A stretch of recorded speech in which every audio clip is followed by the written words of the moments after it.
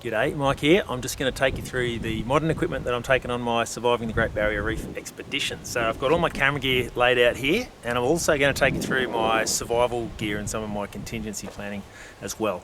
It weighs a ton. I just weighed everything individually and it came up at 132 kilos. I know I've missed some stuff, so it's pretty much 150 kilos of excess weight and a lot of extra space that my shipwreck survivor wouldn't have had to contend with. So that's going to mean I take a couple of shortcuts on the historic survival stuff. For example, water.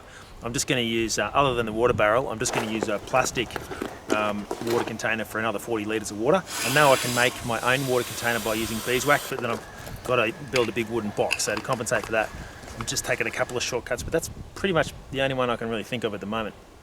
So I'm going to start off by showing you my drone. I've got 3 drones. This is a Mavic Air 2. It's nice, small, takes fantastic footage, and this is a piece of pool noodle and some Velcro which I've put on the bottom. So the whole design behind this canoe was that I needed to be able to land the drone as easily as possible, and with the sail and rigging it's really difficult. So this is a collapsible sail. Within 30 seconds I can have the sail collapse, which now means the drone is much easier to catch and it won't hit a sail. This little thing hanging down the bottom means I can fly it with one hand and catch it like that. Without this thing on the bottom, I have to catch it with my pinkies, and it's I've done it, that's what I've always done in the past, but it's much more dangerous, you're much more likely to lose a finger. And I'll make sure I've got some sunglasses on and a hat as well to protect my face. To be able to fly a drone one-handed, you have to have the controller stuck to yourself. So I've also made this little thing here which doubles as a screen protector. I can shove it down my pants and now fly one-handed. So I basically can fly it like this, at least the left, right, up, down. You know, I can swap hands, it's pretty difficult, but then catch it. On a moving sea with everything going up and down and current and drift, it's really hard work. So this is going to make that kind of thing easier. This is my main camera because I'm shooting a feature film. I'm using quite a high quality camera, so it's pretty much a $10,000 setup right there with the lens and all the stuff. And it takes beautiful images as well as in low light. This is a GoPro on a Jaws outfit which works really well, and I've got a bunch of other smaller tripods like that. And as I mentioned in the video just before about how the canoe works, I've got little holders all around the canoe, so I can shove this in a hole and extend out pole and get whatever angles I want all the way around, which means I'm not restricted to using a drone if I want to get a shot of the whole thing, which is great when I'm in really rough weather. And really, capturing the story, like, you know, for real, is really part of one of the challenges I want to accomplish on this as well. So just starting down here, that's just a camera bag. The zip's busted on it this morning, that's why I've let this one out and gluing on little attachment points. I am taking a weight belt because I am taking a just a spring suit, wetsuit, so I can film underwater, because I mean, I can film more comfortably underwater, because I also want to show what's happening on the Barrier Reef at the moment. So whilst I won't use this for gathering bush tucker and stuff, if I'm filming underwater and showing what's happening to the corals, then that's what that's for.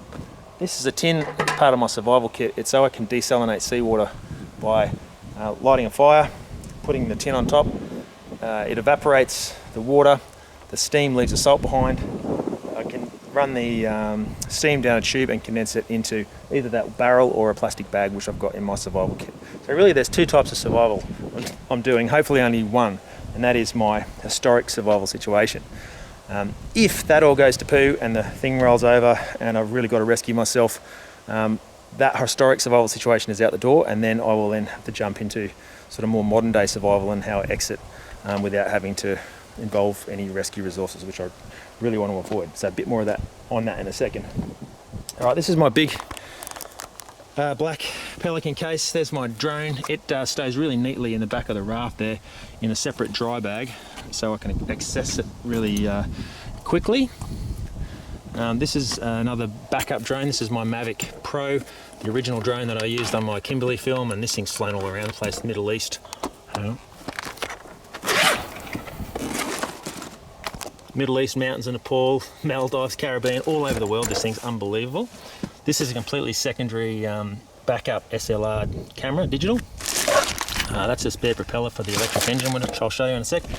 This is charging stuff for the solar setup, spares and stuff like that basically.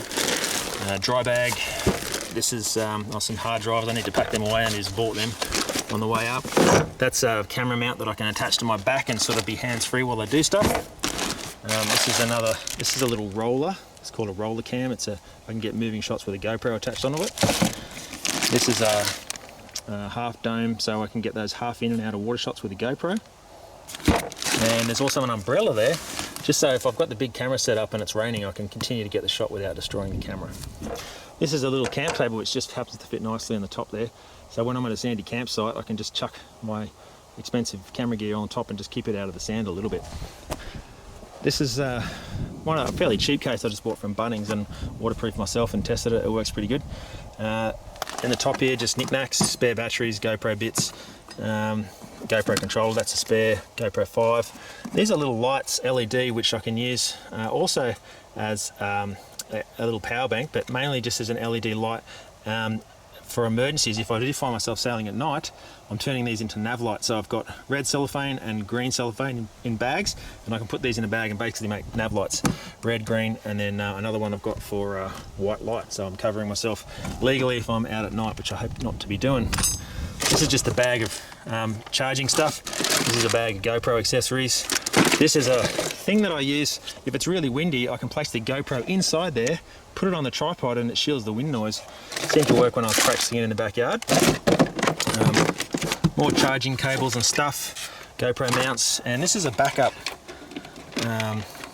charger for pretty much everything. It's got a PowerPoint on it and all, so that's the secondary backup if my main battery doesn't work. It's quite easy to use. I quite like this little thing. It's quite light too. All right, and this I can actually connect the solar from one of the panels straight through a waterproof connection straight into this and keep the whole case closed. All right, this is a little time-lapse wind-up thing to get moving time-lapse shots. There's a spare phone. I have to have, that's my wife's phone, because a lot of the equipment I use, like drones, you have to use a phone. So I won't have phone coverage, but I need a phone, so at least I've got a backup if I drop it in the water. This is a little secondary microphone which I can use to record my thoughts and also record audio, and I might even make a podcast of some stuff at the end, although I'm bouncing a lot of balls. I probably don't want to take another one on. Velcro joiners and stuff. That's another backup hard drive. I've got hard drives all over the shop. This is radio microphone gear and some SLR cleaning stuff. This is my big moving slider rig that goes along a sliding beam and moves the camera up and down hands-free, sort of on autopilot. It's hard to set up, but it can create some great shots. This is a waterproof rubber housing for my really expensive camera, so I can get some pretty epic underwater shots, hopefully in like 100 frames per second slow-mo too.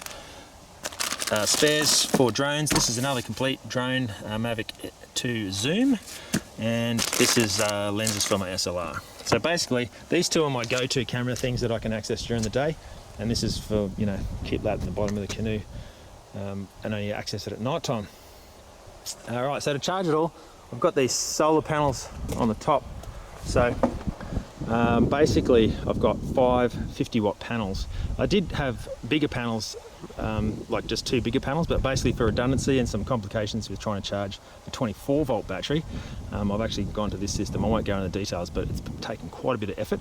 These are fairly easily removable by just pulling off these little elastics, and I can actually tilt them up to gather more sun's rays or whatever I need to do, or take them ashore if I'm camping ashore.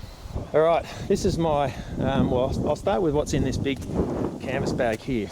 So if it all goes to poo and this thing gets capsized and I can't ride it and I'm about to run up on a reef, before that happens, I'll always have my life jacket on.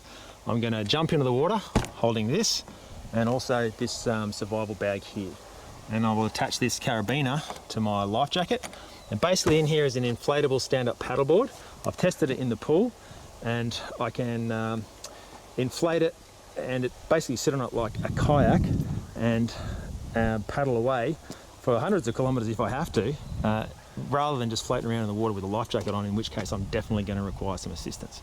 So that's a pretty decent backup plan. The only thing that won't work about it is if something bites into the stand-up paddleboard, which, you've got to be pretty unlucky to have all those things happen at the same time.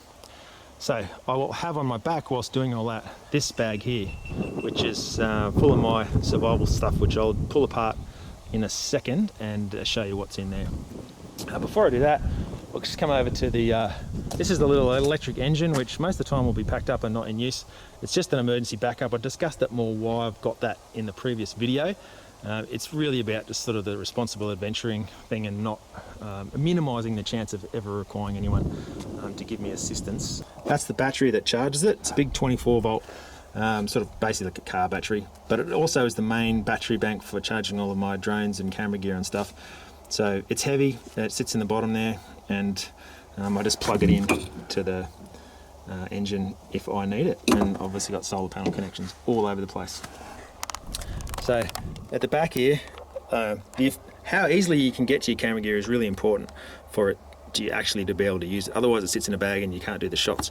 So my drone sits up here in this bag, and the camera that I'm using now just sits in there waterproof. So all this can get completely waterproof, even capsized, and it's wedged in there pretty tight, and it should still be there if I have to get the boat upright again.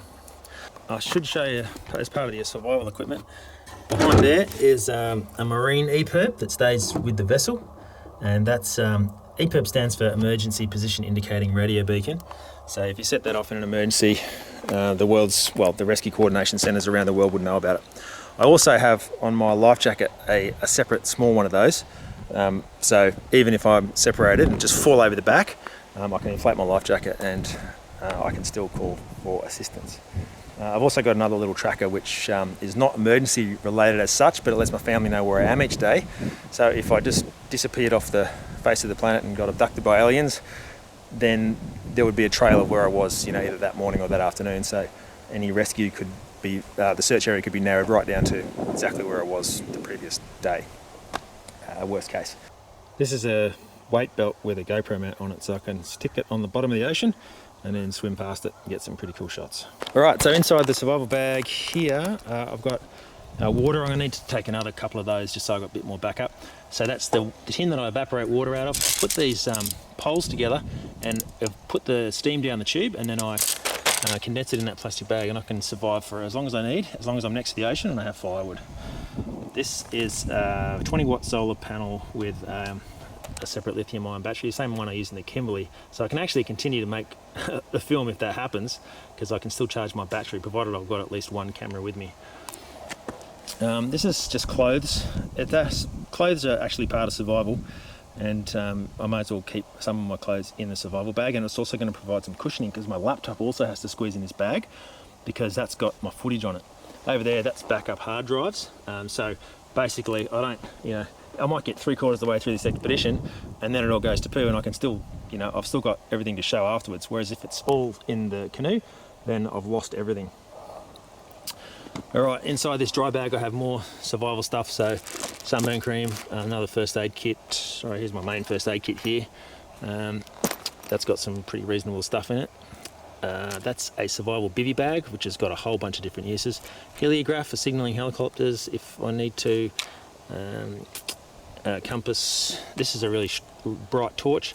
This is a safety V-sheet. So I've got all the marine safety requirements for offshore over and above what's required there. Some flares, torch, spare batteries, more first aid stuff. This is the cellophane to make the nav lights, air horn, once again safety equipment, mozzie net, beanie, and yeah, that's pretty much it. I'll probably think of some other things tonight about what has to go in there as well. I've got stuff scattered around the car. It's all a bit of a mess, and I'm just consolidating everything so it's ready to go. Because when an emergency happens, everything has to be in its place and thought about well in advance for you to be able to pull it off properly. So thanks for watching. I've probably got one more video to go on this expedition before I depart, which is just a see you later, wearing all my stuff, and off I sail. So please subscribe if you want to see that video and all the other videos about how I've made this thing, and the other videos as I go up the Great Barrier Reef all the way to Cape York. It's going to be a huge expedition. So thanks for watching, and please subscribe.